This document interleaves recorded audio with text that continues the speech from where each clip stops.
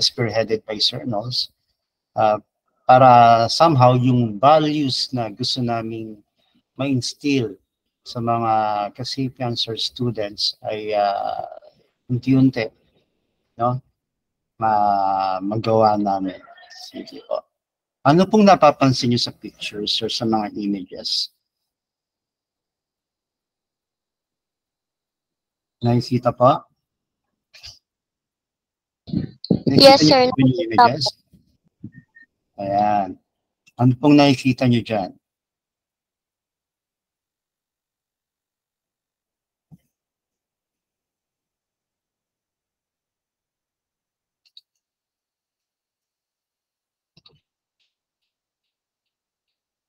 Sige po, ano bang napansin niyo sa mga images?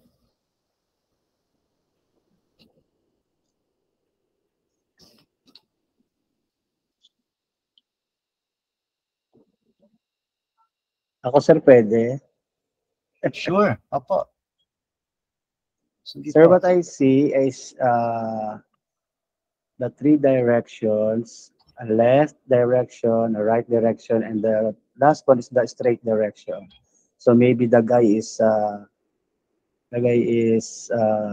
thinking what direction he wants to go.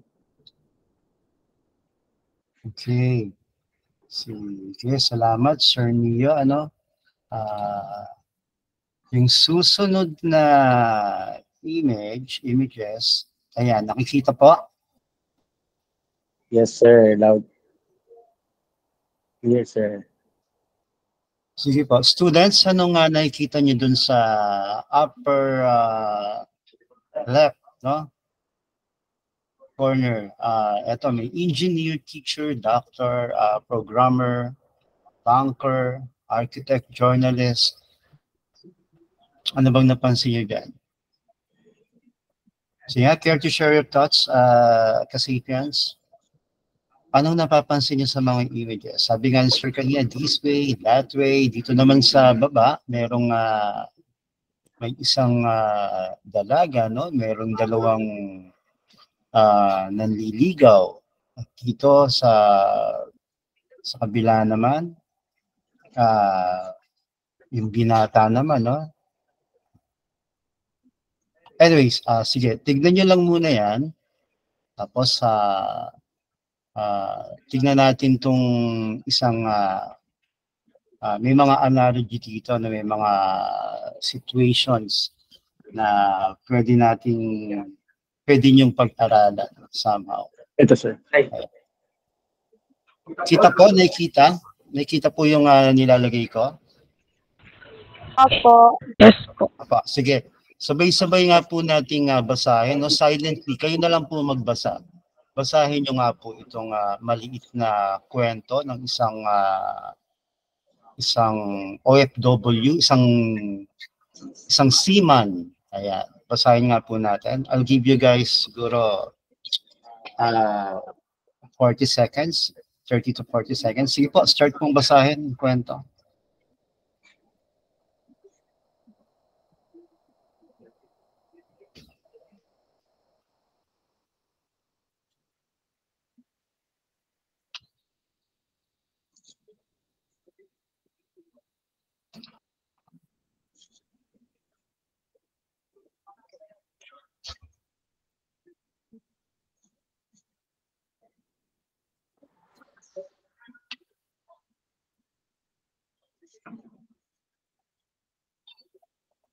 Ayan.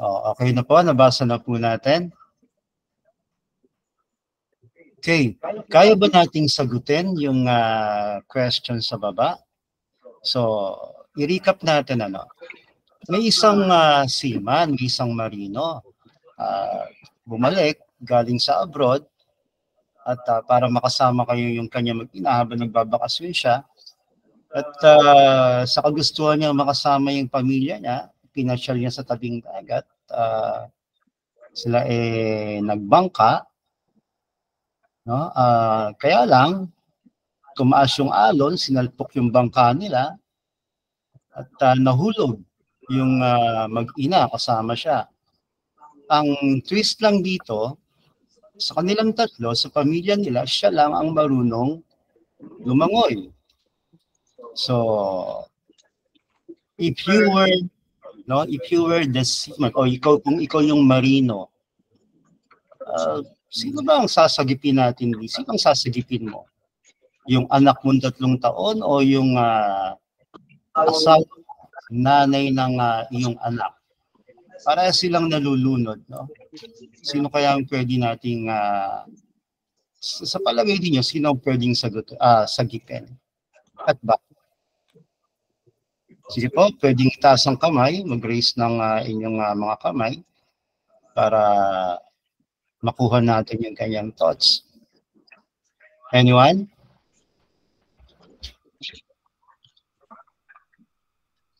Sino po kaya ang pwedeng sumagot dito? Miss Ruth Barcelon? Sino ang pwede mong sagutin dito? Sagipin. Ruth, nandyan ka? Pwede po ba tayo magpakita sa camera? Ayan. Ayun, ay si Ma'am Michelle pala nandito, si Ma'am Micaela. Good morning, ma'am. Nandiyan din po ba yung mga teachers natin? Morning po. Good morning. Morning, sir. Okay. Ayan. Subukan nga natin si Miss Ruth. Nandiyan ka ba, Miss Ruth? Mariel. Yeah. Mariel? Mariel. Sino pong master? Oo, mayroon ditong may sitwasyon tayo, no? Situational to eh. Pamilya, no? Sinalpok ng alon yung bangka nila, nalulunod yung dalawang yung mag-ina, isang 3 taong gulang na anak at isang ina. Sa kanilang pamilya, yung marino lang, yung tatay lang ang marunong lumangoy. At meron siyang kakayahang sumagip ng isang tao. Sino kaya ang sasagipin mo? Kung ikaw yung marino, sinong sasagipin mo? Sa tingin ko, sir, dalawa sila. Kasi Liel, isa lang ang pwedeng sagipin, ha? Dito, kung i-analyze natin to, isa lang daw eh. Sige natin mamaya, baka pwede natin basagin yung shuri nito na sabi mo nga, dalawa pwede. No? Sige natin, pero kung makakapamili ka, sinong sasagipin mo? yung 3 taong gulang, kasi po, bata pa po siya, hindi niya pa po kayang lumangoy na mag-isa. Ganun. Sige, salamat, Mariel. Sir. JB? Julie Brent? Yes, sir. O, sige. Kung ikaw yung marino, sinong sasagipin mo? Asawa o yung anak mo? Sir, yung anak po, sir. Anak. Kasi as said po ni Mariel, hindi po marunong yung bata lumangoy. And may possibility po na yung ina, marunong po lumangoy. O, yung premise natin, Julie Brent, ang premise natin, sa kanilang tatlo, yung marino lang, yung tatay lang ang marunong lumangoy, ha? Yung dalawa, hindi na marunong lumangoy. O, sige. Meron pa ba? Ruth? Sige, sino kayang sasagipin mo? Ruth? Sir, para po sa akin, yung asawa po, yung sasagapin po. Bakit, Ruth? Bakit yung Kasi po, kasi po, kasi mahirap po kasi mabuhay po kapag mag-isa ka lang sa buhay tsaka malungkot po. Para po sa akin mas maganda po kung yung asawa niya lang po yung sagipin niya. Yun lang po. Okay, sige. Ruth, salamat. Sa mga teachers nga natin, nakuha natin yung thoughts ng mga students. Subukan nga natin sa mga teachers natin. Paul? Sir Paul? Paul Alvarado? Sir Angelo Paul? Nandito ka ba, sir? Sir Paul?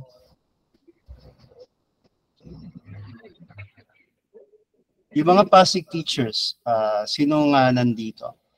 Ma'am Carol Jen, Mahilum. Dito ka, ma'am. Hi, good morning, sir. Good morning, Ma'am Karil. Ma'am Karil, Para sa akin po yung bata sorry po, po. sir. Bata din. Opo, kasi mahaba pa Bakit, yung ma'am? time niya po sa mundo para masilayan po yung kagandahan ng daigdig po. Wow, mahaba pa. Sige, salamat, Ma'am Yun lang Karil. po. Last na, si Ma'am Marian Shane Grete. Shane. Para sa akin po yung baby po kasi po yung asawa niya po matanda na, pwede po yun. May isip na po siya, pwede po siya gumawa ng paraan para makaligtas siya. Kasi yung bata kasi po, wala pa siyang wala pa siyang pag-iisip, hindi niya pa kayang iligtas yung sarili niya. Sige, Shane, salamat. Balikan natin yung premise. Sa kanilang tatlo, yung asawa lang, yung lalaki lang, yung marino lang ang pwedeng, ang may kakayahang lumangoy at sumagip ang isa. Ayan. From Taytay, meron tayong participants from Taytay, bukod kay Ma'am Michelle. Meron po ba mga teachers? Ma'am Micaela, may teachers ba tayo dito? Sir, sorry sir, we have makeup class today for grade 8. Okay. O sige ma'am, ikaw na lang representative nila. Ako sir, ay naku sir. Scenario ma'am. Sino ba? If you were the marine, ano? Kung ikaw yung seaman, sino bang sasagipin mo ma'am?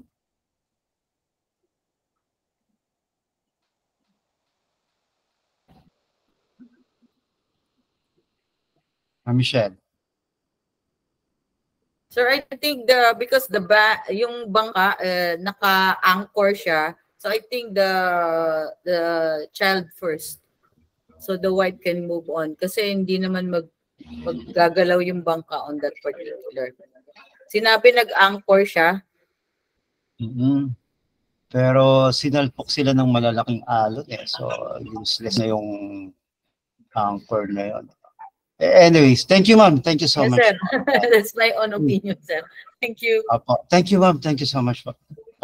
Kasi ganito, no?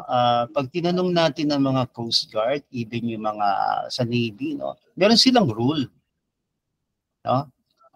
Pagka ganitong sitwasyon at may nalulunod, 2, 3 tao, kahit 5 pa yan, meron silang sinusunod na rule.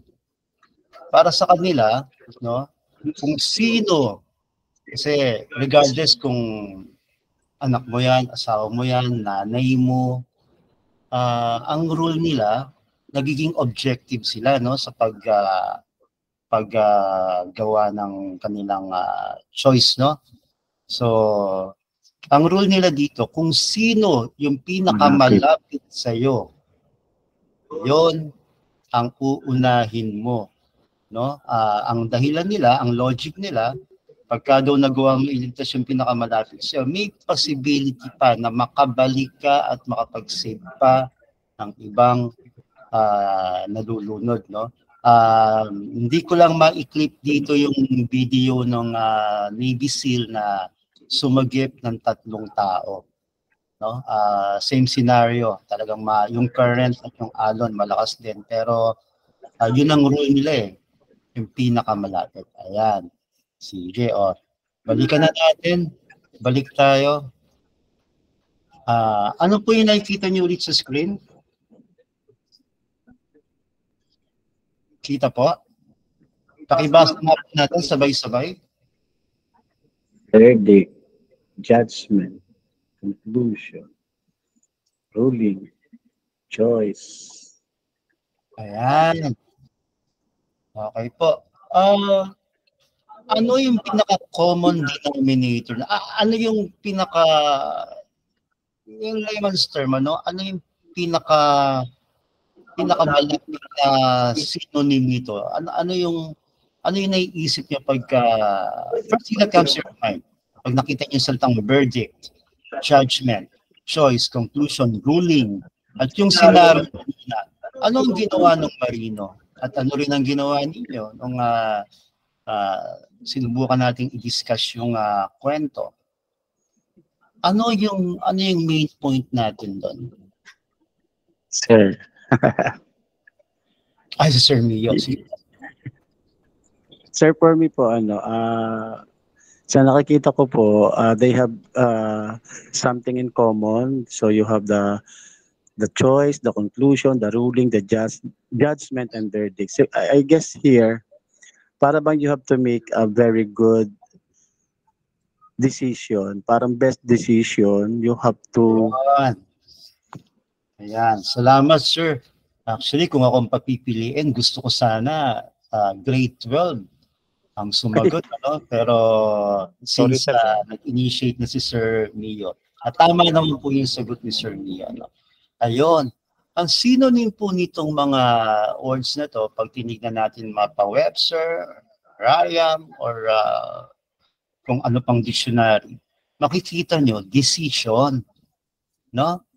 Lahat yan, lahat ng concept na o words na nakikita nyo, isa lang po ang synonymous niyan, desisyon. Ayan, nag-decide kayo, no? Kung ano yung gagawin ninyo. Yung Marine, nag-decide kayo, nag-decide. Ano ibig sabihin ito? Lahat po tayo, everyday na ginagawa natin, ano? Everyday, tayo pa maharap sa isang sa mga challenges at sa mga challenges na hinaharap natin. Palagi, kailangan nating gumawa, no, ng isang decision. Be it better decision, good decision. Minsan mali yung decision natin. One thing is certain, kailangan nating gumawa, no, pumili, mag-come up ng isang desisyon. Ayan. So ano ba ang decision? Pag tinignan natin sa dictionary, ito yung makikita natin.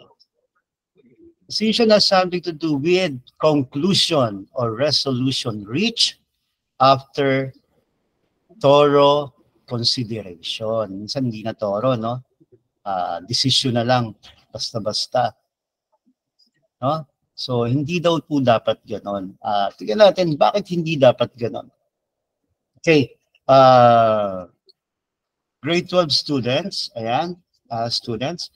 Tignan nyo nga po, ano po nakikita natin sa ating screen.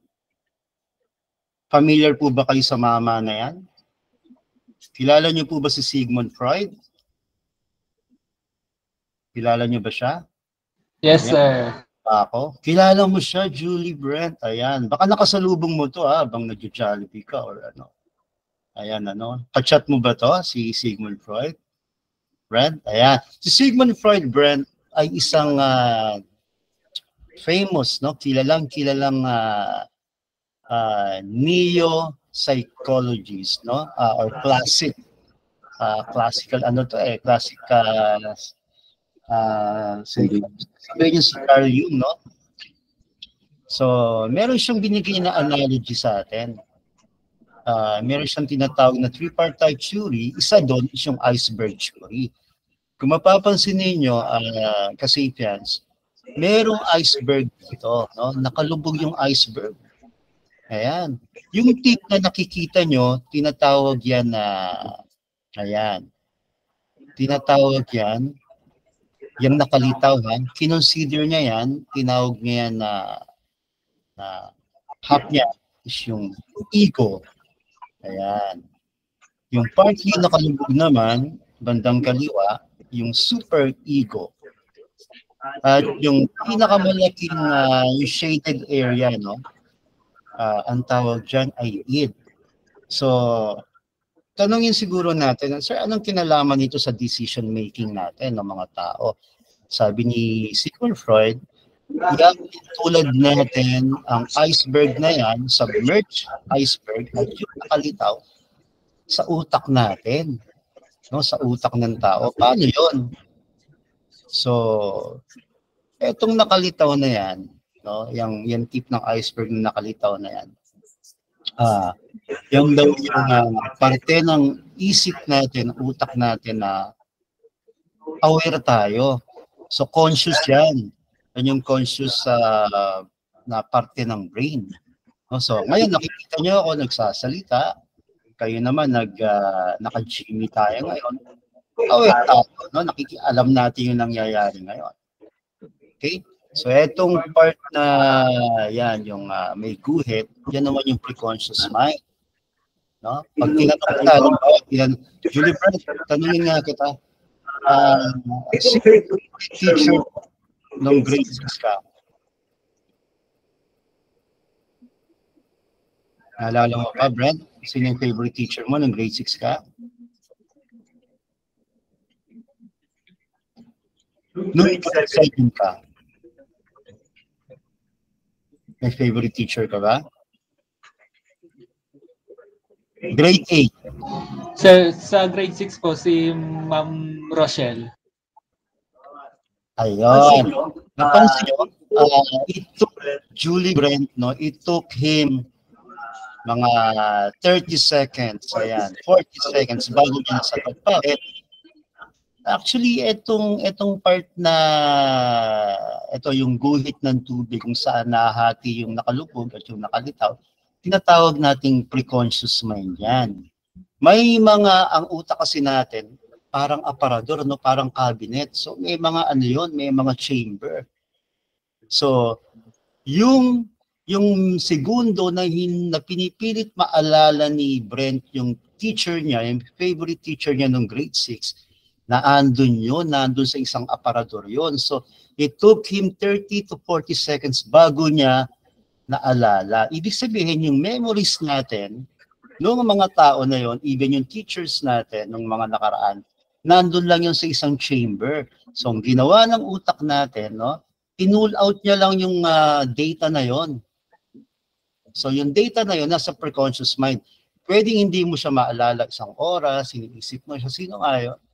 Pero time will come, no, dadating yung point na maaalala mo kung sino yung favorite teacher mo o kung ano yung nakalimutan mo. Okay? Kasi nandun lang siya sa preconscious mind. Ayan. So, paano naman yung nakalubog? Ang tawag naman natin dyan, subconscious mind. Okay? So, brief lang po. Si subconscious mind, actually, sabi ni Sigmund Freud, sabi ng mga experts, ito ang pinaka-importanting part ng brain natin. Kasi, sabi nila, yung nakalutang na yan, 7% lang yan. Ibig sabihin, 7% lang pala ng 100% ng brain natin ang ginagamit natin. Ngayong aware tayo, no? Ngayong gising tayo. What if makatap tayo sa 93% na nakalubog? Eh, yun daw ang sikreto ng mga genius eh. No? Kung bakit ganun kalawak yung pag-iisip nila. Apparently, they were able to tap, no? Or are able to tap dito sa nakalubog na 93%, no? Imagine niyo na lang, alam niyo bang nasa 230 ang IQ ni Rizal? Kilala niyo ba si Rizal? Ruth Barcelon, naalala mo ba si Rizal? Yes po. So sino si Rizal? Pambansang bayani po. Pambansang bayani, siya yung nasa piso natin, ano? Ayan. Si Rizal po ay tinatayang merong 230 intelligence quotient or IQ.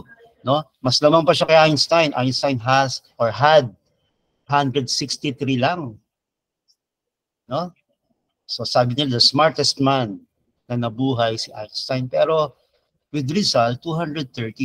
Kung siguro familiar kayo sa kapal ng Bible, ano? Tayo, pangkarani, typical na mga readers or mga students or teachers, pag binasa natin ng, halimbawa, sa teacher, siguro kami, yung ganito kakapal na libro, ayan, kung nakikita nyo to, no? Yung ganito kakapal na libro, bawa, Churis, personality Churis, nung college ako, ganito siya kakapal. This thick, ayan. It took me 3-4 years, no? Umabot pa ako sa masters, bago ko talaga masabi na kahit di ko na tinitignan yung book, familiar na ako sa mga prinsipyo, no? Or disciplines nun. Paano ba tayo magbasa? Normally, pag binuksan natin yung page, paano babasa tayo? Pag nagbasa tayo, ganito eh. This thing or this take, if this would take me siguro para yung libro, ayun nga, mga siguro 3 months, 4 months, 5 months bago ako maging familiar talaga dito. With Rizal, ganito siya magbasa, oh. Ayan. Okay, this would take him, give or take, 3-4 minutes, tapos niya itong lipat-lipat.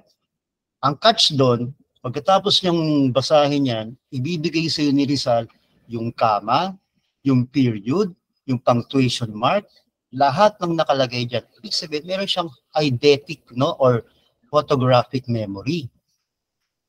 Paano niya nagagawa yon? Apparently, nakatap nga siya dito sa 93%. So, yung pala yun, ano, sabi ng mga experts, kasi 7% lang ginagamit natin. So, paano ba mag-operate sa subconscious mind? So, ako nagda-drive ako. Si Sir Nos nagda-drive. At marami dito sa mga teachers natin na nagda-drive, no? Kayo din, as students. Ruth, sabihin mo nga sa akin, bago ba matulog, nakakatulog ka ba sa gabi na hindi ka nag-toothbrush? Hindi po, sir. Ayan, no?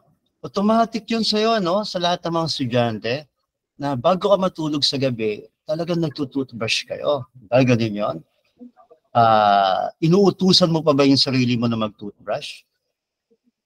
Inuutusan mo pa ba yung paa mo, hoy, lumakad ka, pumunta ka sa lababo, no? Pumunta ka sa CR, kunin mo yung toothbrush, lagyan mo ng toothpaste, no? At mag-toothbrush ka. Hindi na, di ba? Automatic na. Same thing sa amin ni Sir Notes, yung mga nagda-drive dito. Ako, pag kotse gamit ko, halimbawa, pag pamilya, may puntahan kami, kotse, pagka wala naman, motor, yan. So pag kotse gamit ko, punta kami ng Cavite or Bulacan, ayan. Pagka nagda-drive ako at nakita ko yung traffic light, nag-orange. So ano ba ibig sabihin ng kulay orange sa traffic light? Ano ibig sabihin ng route? Pag kulay, tatlo lang naman yan orange, red, at green. Ano ibig sabihin ng orange sa traffic light? Sir, tingin ko po yung stop po yun. Stop. Actually, hindi pa. Red yung stop. No? Pero, ibig sabihin ni orange, ayan, nag-warning na siya. Mag-minor ka na. No? Kasi, 2 seconds flat, mag-ano na yan, magre-red na yan. No? So, ibig sabihin, mag-stop ka na. Ako, habang nagde-drive ako, pag nag-red na yan, automatic, no? Hindi nauutusan ng brain ko yung hindi ko nauutusan yung aking kaliwang paa. Hoy, kaliwang paa, umapa ka sa clutch. Hoy, kanang kamay. Hawakan mo yung cambio. No, mag-shift gear ka. Ayan, ilagay mo sa segunda, primera, or sa libre. Ayan. Tapos yung kanang paa mo, ilagay mo. Huy, Geo, ilagay mo yung kanang paa mo sa brake. Hindi na. No? Bakit kaya ganoon? Kasi anything na ginagawa mo, no, for a long period of time, lahat ng ginagawa natin sa loob ng mahabang panahon, pang paulit-ulit, it becomes a program. Naging program yun. Tanungin niyo yung mga typist. Yung mabibilis mag-type. Ako, siguro nasa 53 words per minute ako. Tanungin mo ako kung ano yung mga letters sa mga kamay ko sa keyboard. Hindi ko alam yan. No? Pero pahawakan mo ako ng keyboard, magta-type ako. Kaya kong i-type yan 53 words per minute. Ano ibig sabihin nun? Kasi paulit-ulit pong ginagawa yan. No? At dahil pa ulit-ulit, nagiging program na yan. Yung mga nagluluto, bakit nagtataka kayo? Marami, yan si Ma'am Michelle, nandito ka ba, Ma'am Michelle? Ma'am Michelle? Yes, sir. I'm here. Ma'am Michelle. Sorry, Ma'am Michelle. Hindi pala. Yung isang Michelle, ma'am, from yes, okay. Sorry, sir. Michelle, nandito ka ba, Michelle? Ayan, so, yung mga nagluluto po dito, meron tayong mga chef, may mga cook na hindi nagbabago yung timpla nila, no? Hindi na nga sila, di ba, may sinusunod na recipe. Hindi na, di ba, may ganun, ano, lagyan na nasa recipe, half teaspoon ng salt ang ilalagay mo. Ang mga seasoned chef and cooks, hindi na. Alam nila kung ilang pinch of salt ang ilalagay nila. Ang tawag natin doon, muscle memory. No? Pag sinabing muscle memory, si subconscious mind pa rin ang responsable doon. No? Hindi nagbabago yung timpla. Same yung timpla niya, same yung lasa. Kahit hindi na tumingin sa recipe. Okay? So, ang tawag natin doon is muscle memory. Ayan. Si subconscious mind ang bahala doon. Bakit natin dinidiscuss to? Papunta na tayo doon. Okay. Papunta na tayo doon. So, ganito. Etong si conscious mind, itong nakalutang na parte, ang tawag natin dyan, ego. And then, etong nasa kalahati, yung nakalubog yung kalahati, nakalubog yung, nakalitaw yung kalahati, super ego naman yan. At syempre, yung part na nakalagay na shaded area, id naman yan. So, paano mag-operate yung tatlo na to? Sige.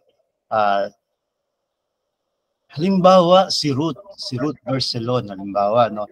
Si Ruth, sa sobrang pagmamadali niya, maliliit na siya sa klase niya, kapasok ng kasap, hindi na nag-intay ng jeep, no? Nakita ng taxi. So, upon entering yun, no, yung taxi cab, si Ruth nakakita ng she found a red bag. Ayan. Yung red bag na yun, meron yung lamang $25,000. No? So, magkano pa yung 20? Pag tinonvert natin sa $25,000, give or take, 1 million pesos. Ayan. So, pag iirali ni Ruth yung parte ng utak niya na ego, no? Or yung parte ng utak niya na id, or yung super ego, ano kaya ang sasabihin sa kanya? Unahin natin si id, yung shaded area. Pag namayani yung parte ng id ng utak ni Ruth, ang sasabihin sa kanya ni id, analogy to kasi ang sasabihin sa kanya ni id, Ruth, hindi mo na kailangan mag-commute, no? Meron kang 1 million pesos. Might as well buy your own car. No? Meron namang 600,000. May sobra ka pang 200,000, mag-shopping ka. Yun ang sasabihin ni id sa kanya. So, analogy natin, para mas madali nyo maintindihan, si id, i-portray natin siya as the devil. Ayan. No? DA to, devil's advocate ito si id. Okay. So, eto namang si super ego, tignan nyo si super ego, ayan. Sasabihin naman i-dictate naman ng part ng brain ni Ruth, super ego. Sasabihin kay Ruth, in the first place, it's not yours to keep. No? Isoli mo yan. No? Pumunta ka sa munisipyo, ipaalam mo yan kasi baka pasweldo yan or pambayad yan sa hospital bill. No? Isoli mo yan. Yun. So, kung lalagyan natin ng analogy sa super ego, ang dating, siya naman yung angel. No, so, meron na tayong devil, may angel pa tayo. Okay? So, sino kaya si ego? Kung may angel na, may devil pa, sino si ego? Yung part ng brain na ego. What do you think, Ruth? Sino kaya si ego?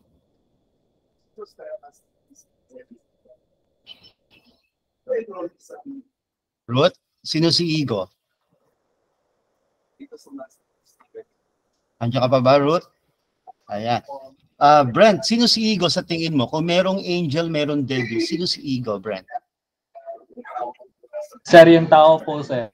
Very good. Ayan. Tama-tama yung sagot ni Brent. May devil na may angel na So si ego, since yung part ng iceberg na nakalutang, siya ngayon yung aware sa nangyayari, no? So, nagbabasillate siya Sabi niya, to be or not to be. Diba? Sabi nga sa Hamlet, that is the question. Ayan. So, si Ruth na mismo or si Brent na mismo magdi-decide kung ano ang gagawin niya dun sa $25,000 na nakita niya. No? Siya na ngayon ang decision maker. Susundin niya ba si super ego? Isosoli niya ba? Or ikikip niya yung pera? Kung susundin niya si devil. Ayan, so may idea na kayo ng may idea na kayo ng iceberg theory ni Sigmund Freud. So ito daw yung humuhulma sa decision making ng isang tao. as per Sigmund Freud. Pero sure lang naman yan eh. No? Tignan natin kung pwede ba nating basagin yan maya-maya no, as we go along. Sige. Next slide. Tignan na natin para sa mga teenagers. 5 biggest decisions teenager will have to make. Ano-ano ba yung mga desisyon, no? Desisyon ng estudyante, ng teenager na dapat niyang gawin. Okay? Number 1, transition year. Ayan, senior high kayo ngayon eh. Diba? So, a year from now, college career na ang iisipin natin. So, isa daw to sa mga pinag-iisipan ng mga estudyante. Ano ba? Itutuloy niya ba? Magka-college ba siya? No? Nakikita niyo po yung screen? Apo? Kasi Pians, kita po yung screen? Teachers, kita po yung screen? Ayan. Yes, sir. Kita, sir. College plans. Ayan. Number 2 daw sa iniisip ng mga estudyante is yung college plans. The need to decide on college course. Tapos, no, kaya nga meron tayong mga career path, no? May career guidance tayong tinatawag. Ituturo sa inyo ng guidance counselor nyo, ng mga advisors nyo, kung ano ba yung path para sa iyo. Kaya ka nga may strand eh. Diba? Kaya kayo may strand sa, sa senior high. Meron kayong UMS, GAS, ABM, STEM, dyan tinuturo sa inyo. Hinahanda yung career path nyo. And stress and worried of what lies ahead. Normal po eh, no? Sino pang hindi na-stress, sino bang hindi nag-worry? Diba? So, ito daw ay typical, isa ka daw typical na estudyante o teenager kapag ikaw ay puno ng stress at worries. Okay? Friendships. Ayan. Isa to sa mga concern ng mga estudyante at teenagers. Ito yung talagang nagdi-decide rin sila, no? Sila ba eh, papabuli sa mga pressure ng mga kaibigan nila. No? Ito ba eh, kikip ko pa as friend? Kasi magandang impluensya o hindi magandang impluensya. So, friendship, ayan. Number 4, ayan, relationship. Ito kasi yung time, no, na kayo ay prone or nakakaranas na kayo ng mga boyfriend-girlfriend relationship. Ayan, yung matters of the heart. Diba? Lalo na pagka nawalan ka ng karelasyon or pwedeng nabasted or nakipag-break sa'yo, no? May mga decision kang gagawin. Ipupursu mo ba siya? Ile-let go mo ba siya? Okay.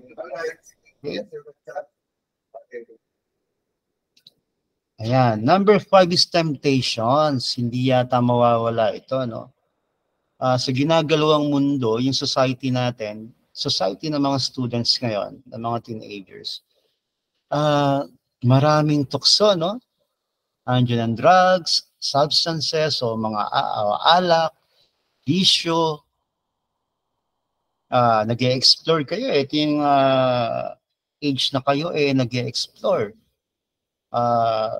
Well, sabi nga ng SWS survey, no?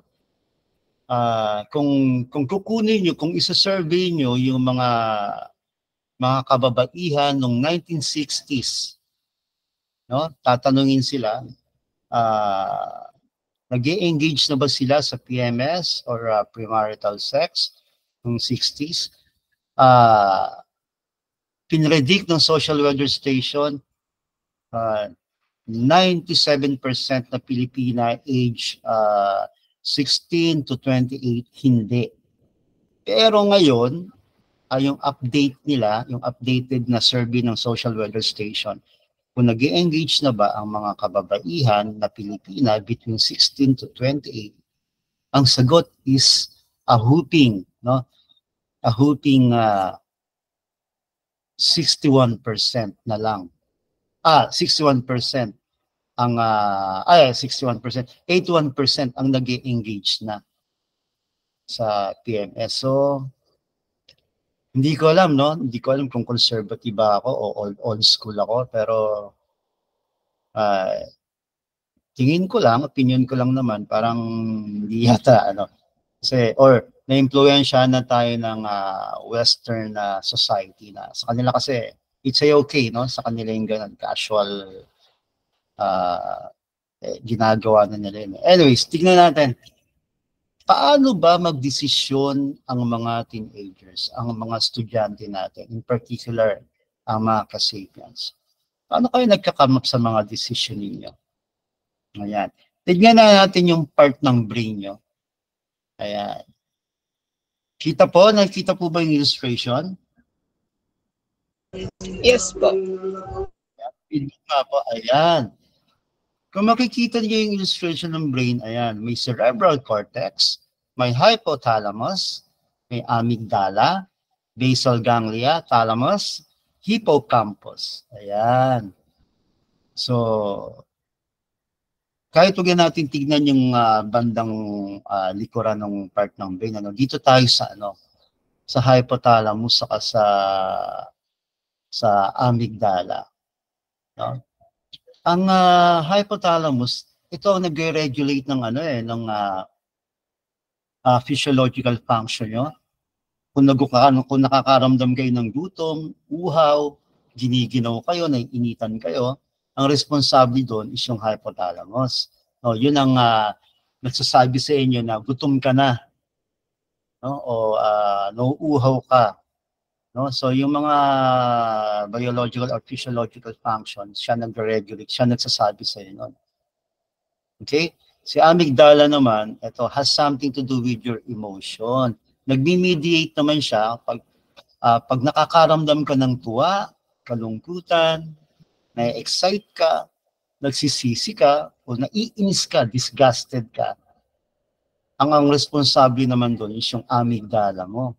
Kung sinasabi niya sa'yo o pinaparamdam niya sa'yo, part ng brain mo na nagme-mediate, malungkot ka or hindi ka masaya or natuwang-tuwa ka. Ayan.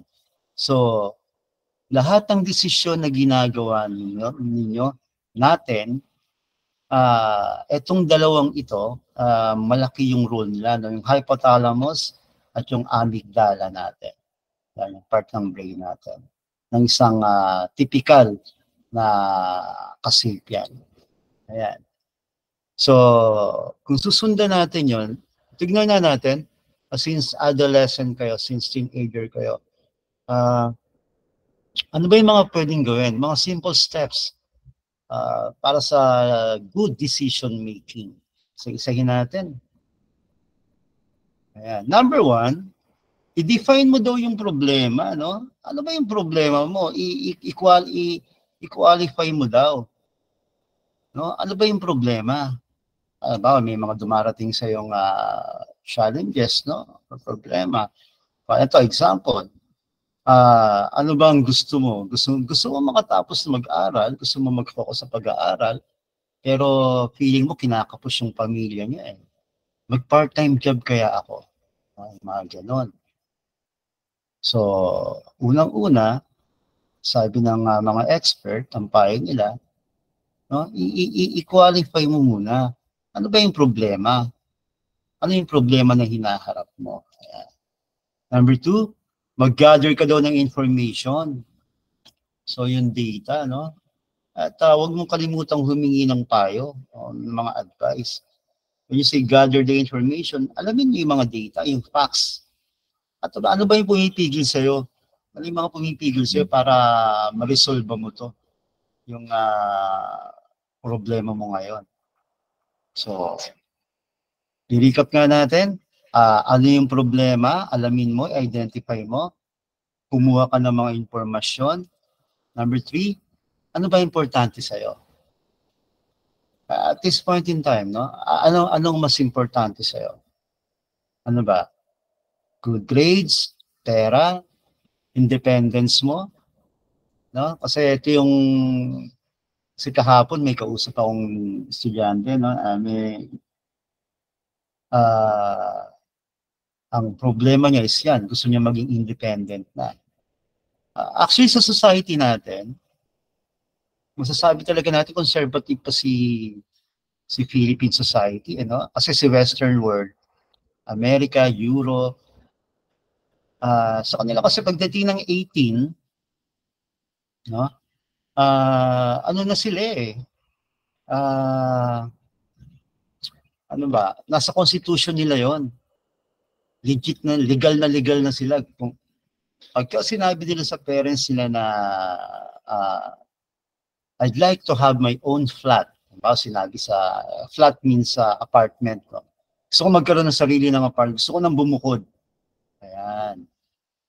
Pag hindi yan pinayagan ng tatay niya o ng nanay niya, sa YouTube napanood ko pa sabi ng bata, ng 18 years old, I'd like to have my own flat. Hindi siya pinayagan. Ano sabi niya sa parents niya? I'm going to sue you. I-demand niya doon yung parents niya, no?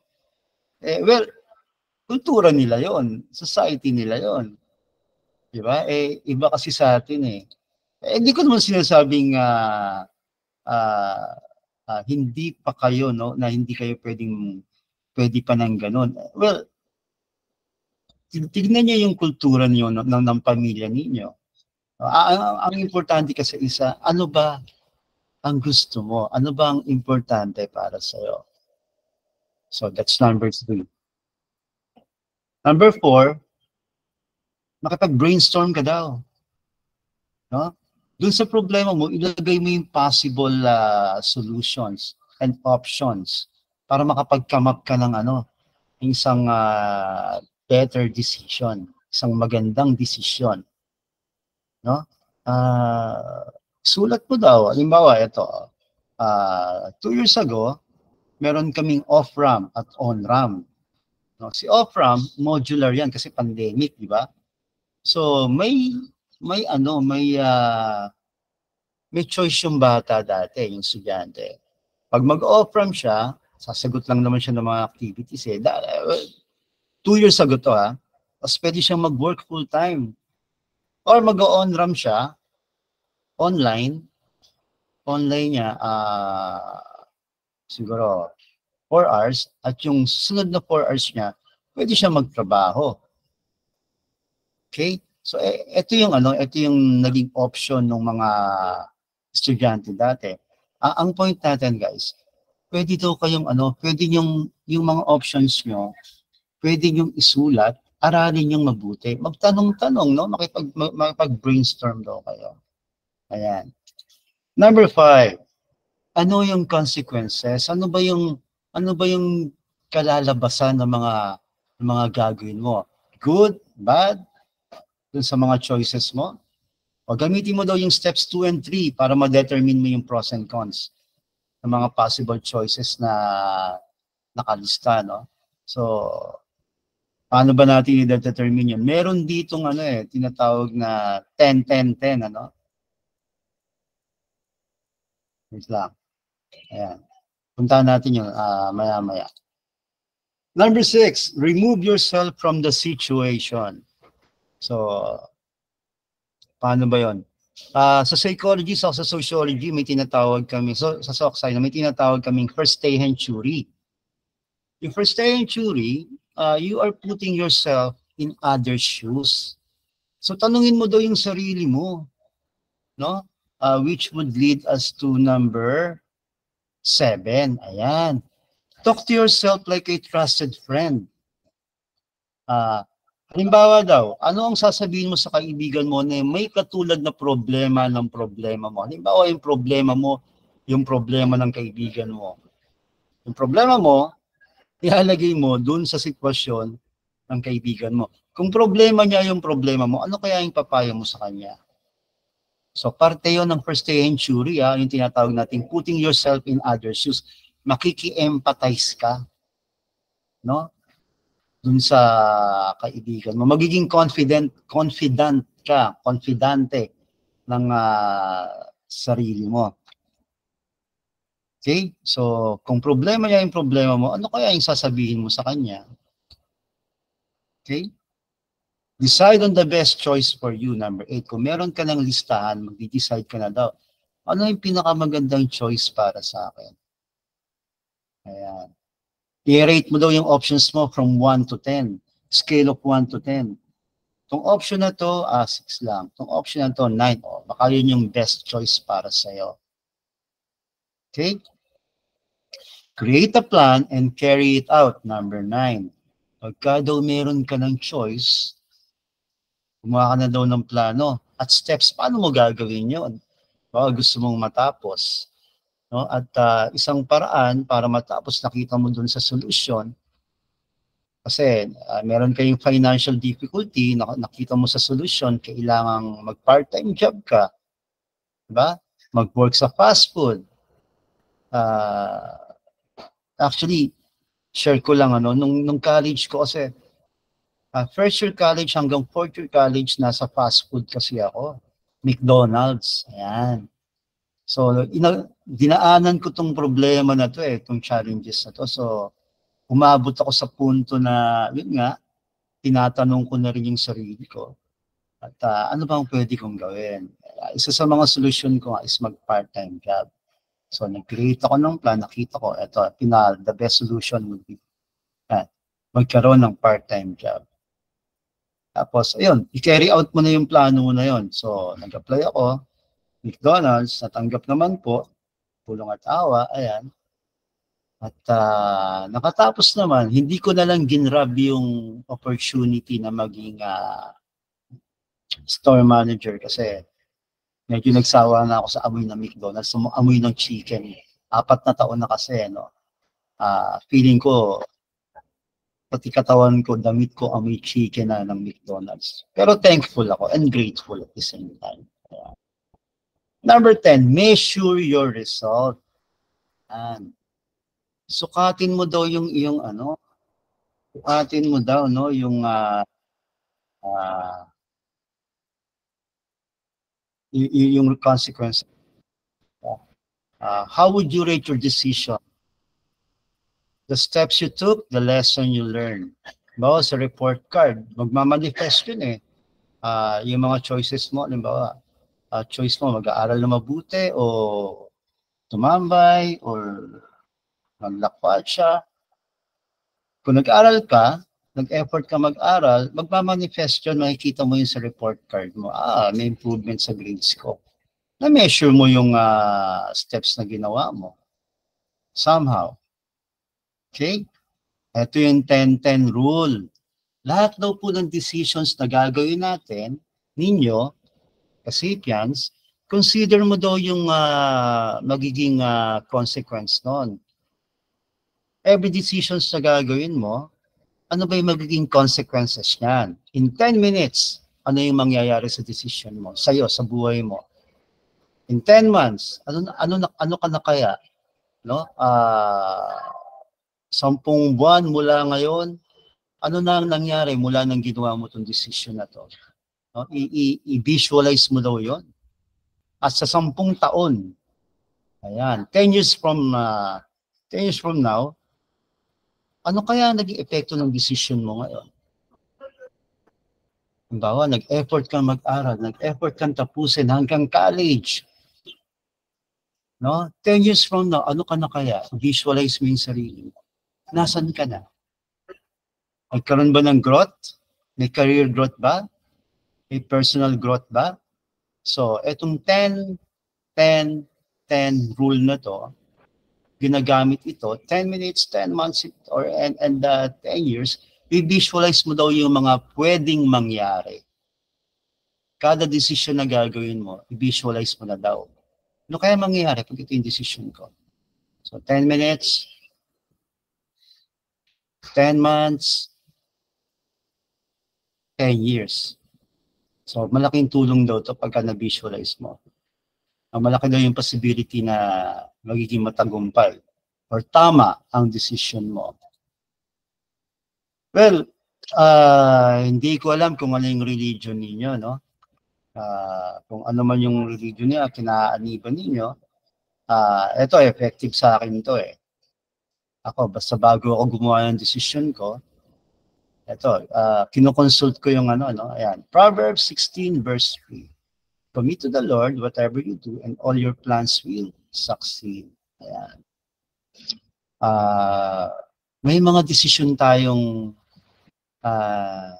nagkakamali tayo, no? May mga maling desisyon eh. Siguro ang importante lang sa maling desisyon na yon, may natutunan tayo. No? Hindi na natin uulitin kasi pagka nagkamali tayo sa desisyon na yon, ganun kasi, no? Ilang taon na ako ngayon, ano? Ganun yung naranasan ko na. Pag hindi ko na, wala akong natutunan dun sa unang lesson, yung lesson na nagkamali ako. Sigurado uulitin ko yung pagkakamali na yun. Same lesson pa rin. No? Same lesson, yun pa rin yung resulta pag hindi ka natuto. So, kailangan every wrong decisions or bad decisions na nagawa natin, meron tayong learnings, no? May mga matutunan tayo doon. Mas gusto ko yung Tagalog nito eh. Mas gusto ko yung Tagalog. Eto. Same verse, yan, kawikaan, yung Proverbs, no? Pagkatiwala mo sa Panginoon ng iyong mga gagawin at magtatagumpay ka sa lahat ng iyong mga layunin. Na-apply ko to sa lahat ng ginagawa ko. Sana, somehow, no? Kasi pag tayo lang daw nag-decide, walang guidance, no?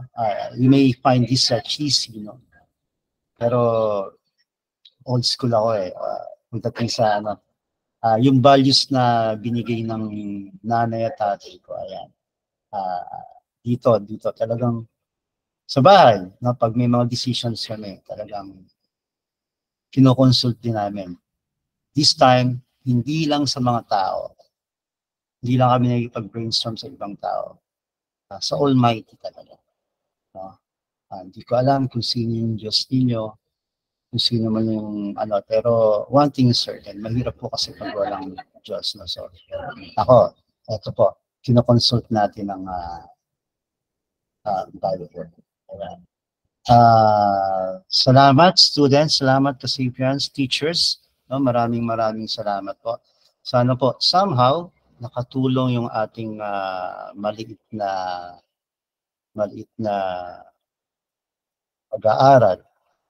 Ayan. Maraming salamat po. Sir Knowles? Sir Knowles? Ayan. Recipients, next Friday po, meron pa rin tayong every Friday naman. Sir Geo, thank you, Sir Geo, for this very informative session.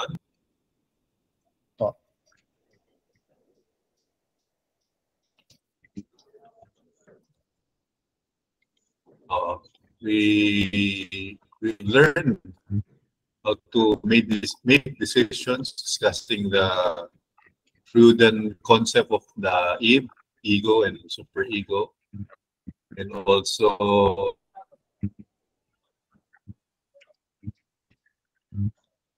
thank you, sir. So you were given some tips on how the brain works to make better decisions. Thank you also to the participants, our teachers here, our principals, attending. So, salamat, palapakan po natin ating si Taylor,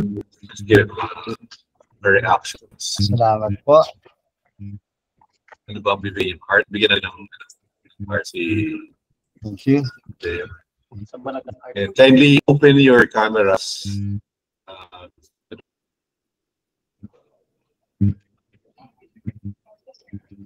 That we could have photo.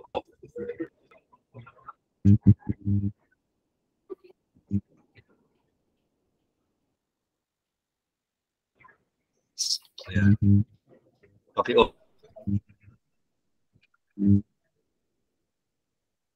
Open po yung inyong mga cameras.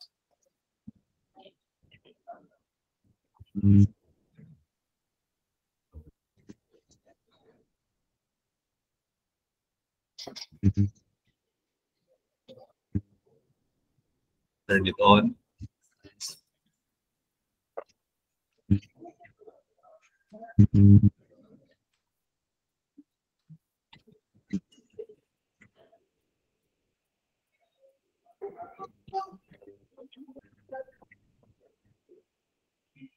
Tsaka pala, let,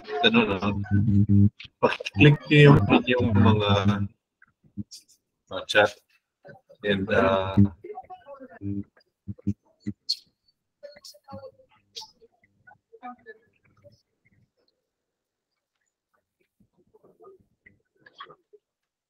Okay lang. okay. Balik mo na. Record ko naman. May forms po dyan for your feedback so that you could see yung paano ma-improve yung mga materials natin.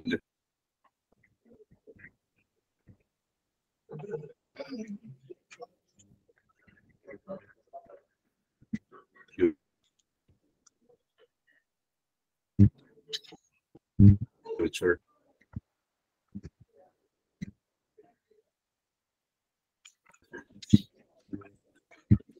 So kindly turn on your cameras so that you have a photo op. Yeah. Please turn it on.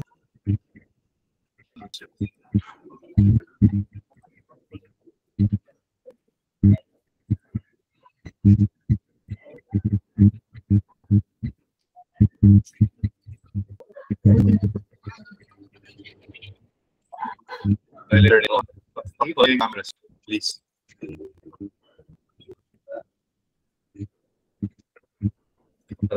So yung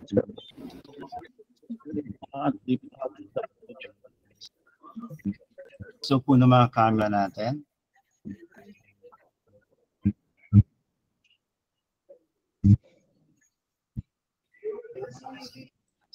John, Jenny, Please turn on Ian, your thank you very your much. cameras.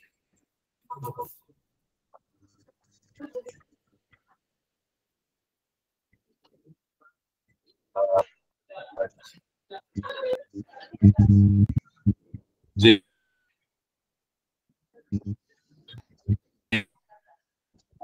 Relona, Sir Real, Eunice, Desiree.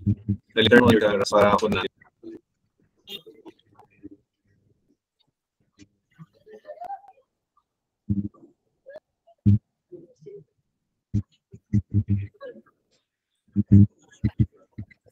Please turn on your cameras.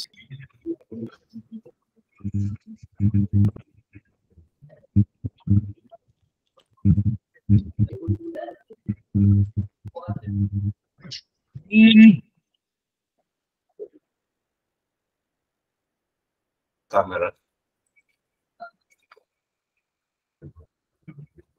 Pakibukas daw po yung mga camera, students. And better kung meron kayong background visual sa photo natin. John, pahunasan, open.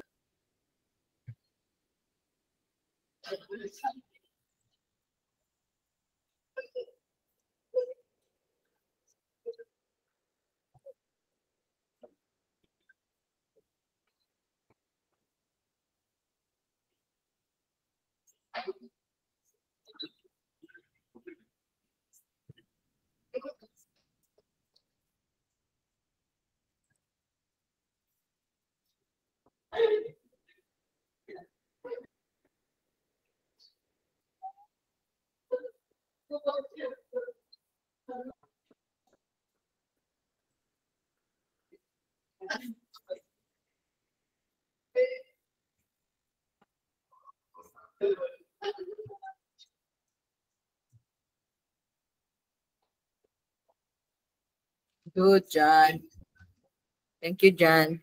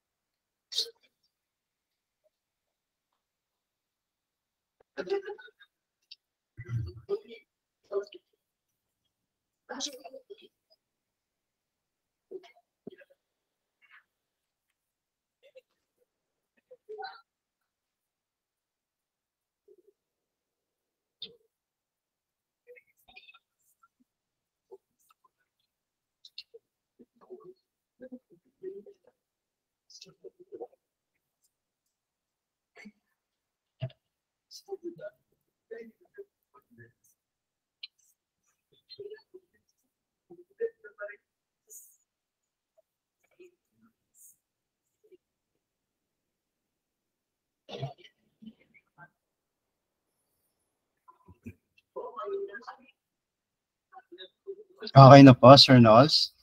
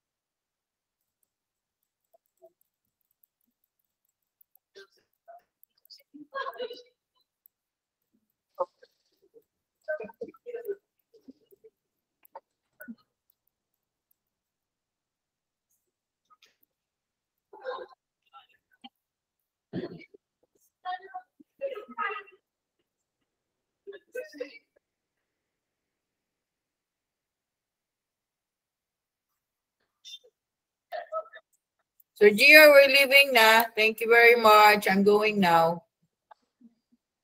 Sir Knowles. Is Sir Knowles still there? Sir Knowles?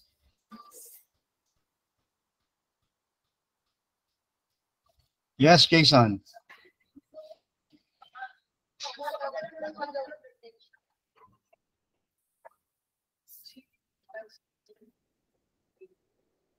Sir Knowles?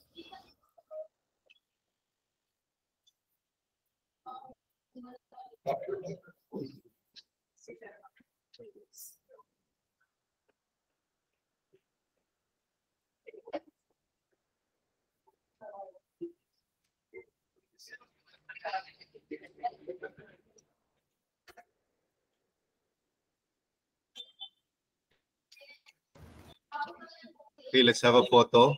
Can you turn on your screens, your cameras? Hi, Sir Resty. Sir Gio. So 5, 4, 3, 2, 1. Smile. Isa pa. 5, 4, 3, 2, 1. Smile. Yan. Thank you for joining. We'll see you again on November 3. Natin better execution naman with Ma'am Sally, the SD of Rodriguez. So thank you again, Sir Gio, for this very, very informative session on making better decisions. So I hope everyone learned well. And kindly answer yung sinend ko sa inyong chat ngayon, the link to the feedback on the previous sessions. So maraming salamat for joining. Students, Kasitans, thank you. See you again. Sir Gio. Thank you, Sir Gio. Thank you, Thank you, Michelle. sir. Thank you, ma'am. Thank you for joining. Thank you. Yeah. Sir. Good luck. Good luck on your exams next week. Yes, sir. Please do well, no? Study well, study hard, and do well on your exams. Yeah, good luck po sa test. Salamat. Thank you, Sir Gio. Anytime, sir. Extend ko na lang yung pasalamat ni Sir Jojo.